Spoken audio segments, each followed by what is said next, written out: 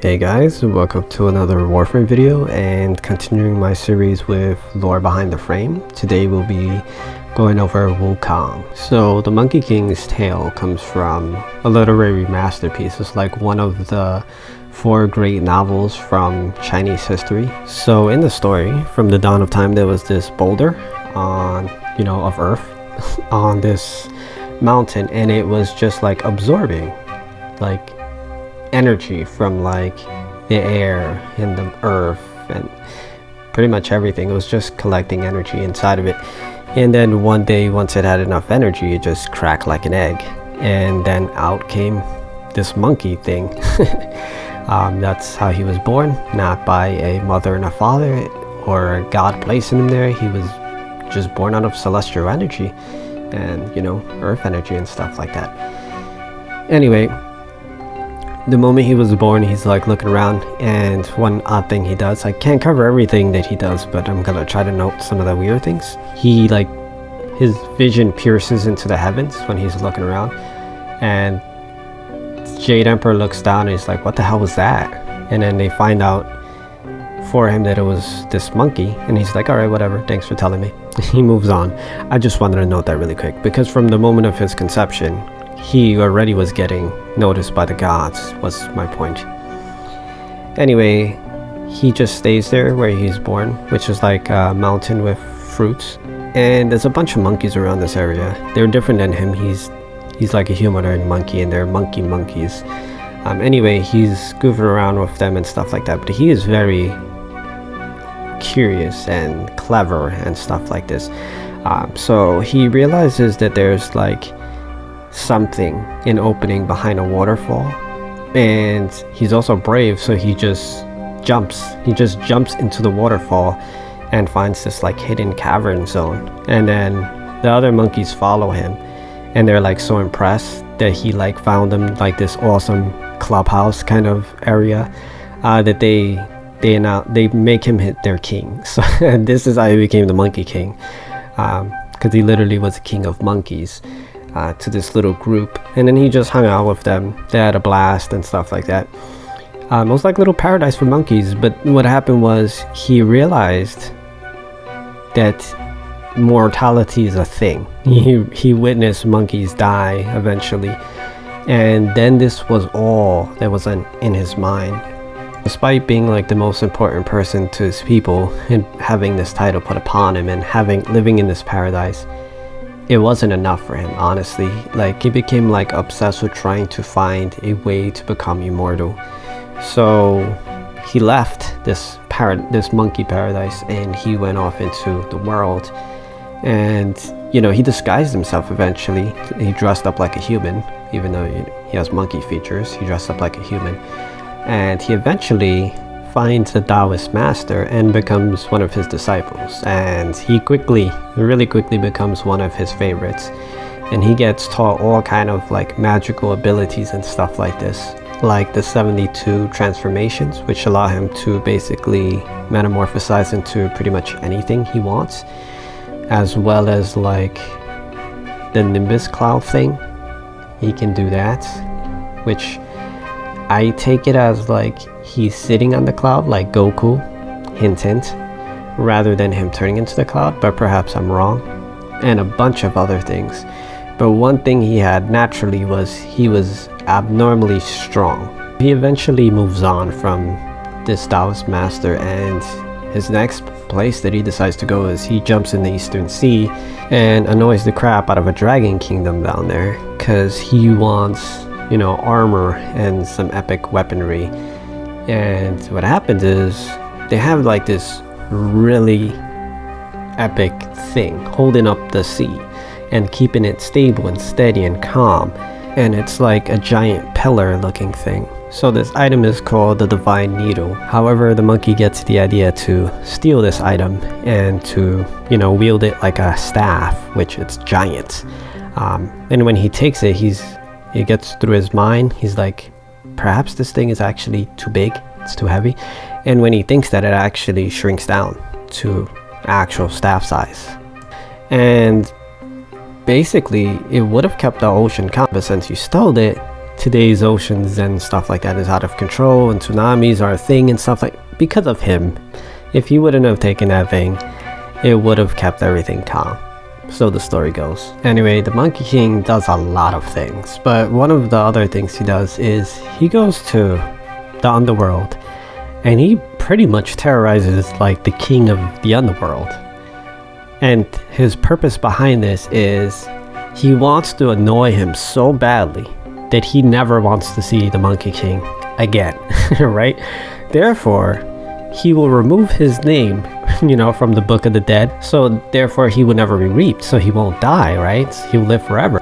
That's his thought. So he does get his name removed from the book, as well as every other monkey, that he can think of. So by this point, Sun Wukong, he's annoying too many big people, so he's becoming pretty infamous, or notorious. Anyway, they report him to the Jade Emperor because he's a menace to to everything, right? He's terrorizing and destroying stuff, like he's just running amok. So yeah, they report him to the Jade Emperor so something could be done about it. So the Jade Emperor bestows Wukong, a place among heavenly society. And Wukong's happy. He's like, yes, I made it. I'll be immortal. I'll be in the heaven. I'm getting respect and, stuff like this. This is what he wants. However, then he realizes his place amongst the heavenly society is the absolute lowest rank in the heavens. He is a heavenly stable boy. So he's obviously annoyed and he rebels against the heavens, and he basically openly announces that he is greater than the entirety of them. Like, he is greater than all of the heavenly beings combined. So he wasn't just like running his mouth and then like he's not gonna walk the walk after he talks the talk. No, he is openly seeking conflict with them. He is attacking armies and generals and all kind of demons and heavenly beings and whipping them. Like, he is on a rampage with no end. So after like countless battles and the Jade Emperor personally being defeated and his armies being defeated, he tries to give the Monkey King what he thinks he wants. So he gives him a higher rank, and he basically makes him like the guardian of this like immortal peach orchard kind of place, and he figures this might make him happy and calm him down and stop all of the madness. And perhaps it would have worked to a degree, but there was one miscalculation here, which is that they decided to throw a party, and all of the gods and stuff like that were invited. However, Sun Wukong found out he was not invited to this thing, obviously implying that they do not view him in the same stature as the rest of them.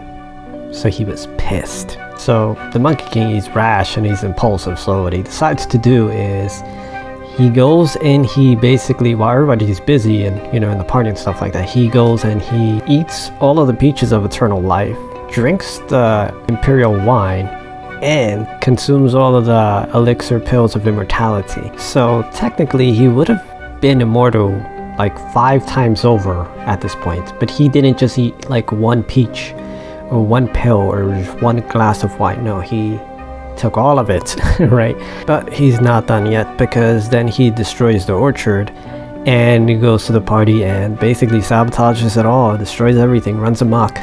Jade Emperor, even more annoyed now, sends like 100,000 heavenly soldiers to go deal with the Monkey King. But again, they weren't a match for him before. They're definitely not a match for him now. Pretty much no one is. I mean, sometimes he did get captured by like really high-tiered heavenly people, right? But they can't kill him, no matter what they did to try to kill him. It was just not possible. In fact, it would make him stronger.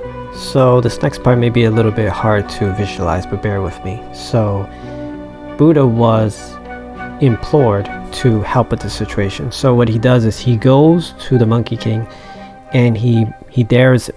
They have this deal, and he's like, I bet you can't get in my hand and then, get out of it, jump out of it. And the Monkey King is like, please, are you serious? Like, he's very boastful, he's very cocky, he's like a teenage boy, very rebellious, and you can't tell me what to do kind of situation. So he obviously accepts this challenge. So he goes in his hand And then when the challenge starts, he basically like runs. He leaps and climbs and flips and he goes all the way to what he thinks is the edge of the universe, pretty much. And he climbs this mountain, and then, you know, he leaves his mark there. He pees on the mountain, and, you know, he jumps off and he's like, yeah, I did it. That was easy. Like, I definitely made it out his hand. Like, I'm out of the fucking universe. Well, not out of the universe, but at the edge of the universe where these 5 pillars are, you know, that mountain thing. So then he goes back to gloat, which was his mistake. Then the Buddha comes to him and he's like, yeah, you lost. And the Monkey King's like, no, what the hell are you talking about? And then Buddha shows him his hand where the monkey left his mark on his finger. He never made it out of his hand. So then he turns his hand over and traps him under his hand, this great mountain, for 500 years. I mean, there is a prophecy that is told to him that's like, eventually a monk's gonna come to you and seek your aid and he'll free you, but then you gotta be in servitude to him and stuff like that, which does happen. But that's when the story actually begins. See all that stuff I said before, even though I was leaving out a lot of information? That's not even the beginning of the story, because the story is about the journey to the west, the journey from when the monk saves him from underneath the mountain. That's when the story actually begins. All of this is like a prelogue to it. It's a long story. But I'm not going to go into it. I was just explaining some of the Monkey King's traits and stuff like that in his story. Who is he? What is he about? So now let's get into the frame. So there's actually a lot to go over here. Like the other Warframes that I've discussed so far, they're watered down from how they're supposed to be, as powerful as Warframes are. Wukong Warframe is not as powerful as Wukong is supposed to be, as crazy as that may seem. For instance, Wukong's passive in Warframe that lets you avoid death a few times and stuff like this, so it makes you vulnerable. Yeah, that's great, but realistically, Wukong just can't be killed. He's immortal at least 5 times over. Maybe one of the times, you know, you have to be meditating and breathing correctly to do it. So you could say 4 times over, but 4 times over a few times, because he had multiple peaches and elixirs and wines. He just can't be killed. It's not even possible. So I would say he's wrong on this part.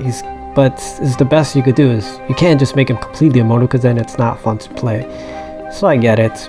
The first one does make sense, but it's not perfect. His first ability, Celestial Twin. When I first saw this, I thought it was his clone, because in the story he actually does a clone Wukong.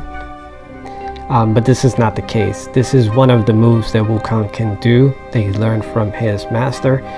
And it's still watered down in Warframe, because what he does is he takes hairs from himself. I don't think he rips them out, because I don't think he can rip out his hair since he's immortal so many times over. But perhaps hairs that he sheds, he takes them off himself and then he blows them in the wind. And each of those hairs turns into like Kagebitsu no Jitsu. You know, he shadow clones himself. And he can have an entire army of Wukongs. So it's not just one clone. He can have an army of clones. And just one of him is a massive pain in the ass to deal with. Imagine an army of him. So Warframe, you know, they couldn't make him so overpowered, but if you want us to strike true, there would be an army of Wukong. So his second ability, Cloud Walker, I see that they're trying to like fuse a few things together here, which makes sense because Wukong has a massive, you know, ability list. So they try to like get as many as possible. So he can jump really high, and he does ride on this like Nimbus cloud. And he can go invisible, but it's not really invisible because he's just really shape-shifting into something that you can't see, like an insect to spy on people and stuff like that. So this move that's making you like kind of invisible and kind of a cloud, and I think it's these two things put together. His invisibility, which is actually him turning into a really small item like a bug, and him riding the cloud. I think that's what this is, these two things put together. So his third move, Defy, it is really good to put in a game because this is one of his moves that would be put in a game. So basically, he can put on armor like over himself. Like he makes himself harder with like, I don't know, metal armor that's magic though. It's like a magic spell you put over yourself that buffs you up. This is in the story, so it does make sense. And then his fourth ability, Primal Fury, which you summon the giant staff and stuff like that. It makes perfect sense because he's supposed to have that. I'm gonna note a few things about that. First of all, that the size of that staff could be absolutely any size he wants it to be. It could be as big as the Empire State Building or bigger.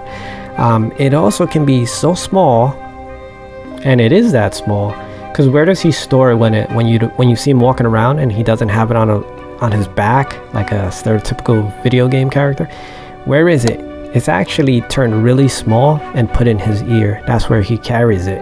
And then when he needs it, he takes it out and turns it as big as he needs it to be. Just thought you guys would like to know that information.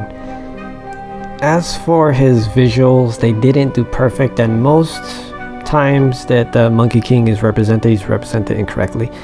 In the story, they actually say that the Monkey King is very short and he's very skinny. And therefore, he's not intimidating, you know, if you're just gonna judge him by visuals. But you'd be pretty arrogant to assume somebody's skill by how they look, and even more so you'd be a fool to underestimate a deity by how they look.